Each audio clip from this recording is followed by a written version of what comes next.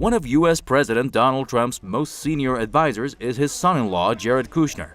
Trump has also appointed his daughter, Ivanka, as a White House advisor.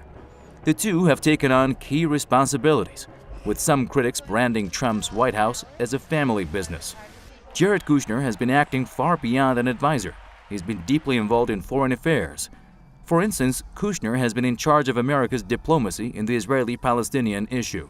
Some say Trump's emerging plan for the Middle East, which included America's recognition of Jerusalem al-Quds as Israel's capital, is being advised by his son-in-law.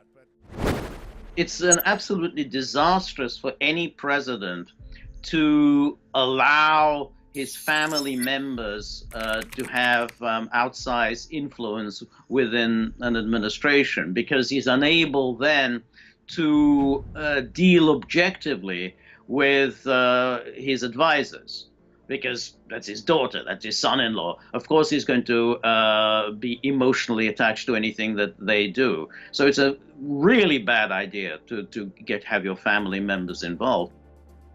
But not everyone in the White House is happy with Kushner's interventions. Among them, Secretary of State Rex Tillerson and White House Chief of Staff John Kelly. They have voiced frustration with how Trump's son-in-law has been encroaching on their positions. You have Jared Kushner, who really has no political background whatsoever. His only connection is that he's the president's son-in-law. And obviously he has the president's ear, so naturally he arouses a lot of resentment on the part of the entrenched bureaucracy. So this is just simply a standard operating procedure in Washington. Everybody wants to be the head honcho, and everybody resents interlopers from outside, particularly somebody who is close to the boss, namely the president.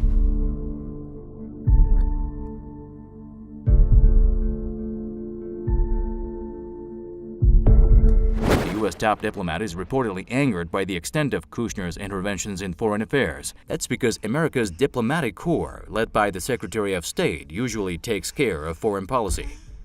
Tillerson has also voiced grievances about encroachments on his position by U.S. Ambassador to the UN Nikki Haley and National Security Advisor H.R. McMaster. Tillerson is reported to have said, "America can't have 4 secretaries of state." The dispute has further revealed the depth of divisions in Trump's White House.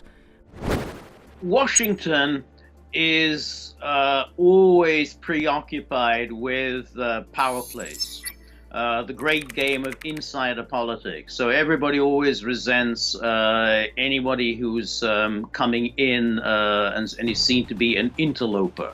So when it comes to foreign policy, the Secretary of State wants to be the big man. He's the one, the head honcho, or the National Security Advisor wants to be the big man.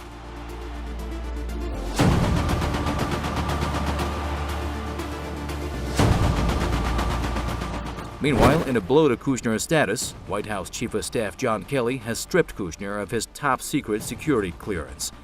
The U.S. president's son-in-law can no longer view highly classified information. He has also lost access to the president's daily brief. Kushner was notified of the decision in a memo a few days ago. White House officials say the new clearance structure will definitely affect Kushner's role in major policy deliberations. Reports suggest one reason for the security downgrade was Kushner's extensive contacts with foreign diplomats. A recent report said foreign diplomats have tried to manipulate Kushner based on his inexperience. Observers are waiting to see how the security clearance downgrade will affect Kushner's role in the White House.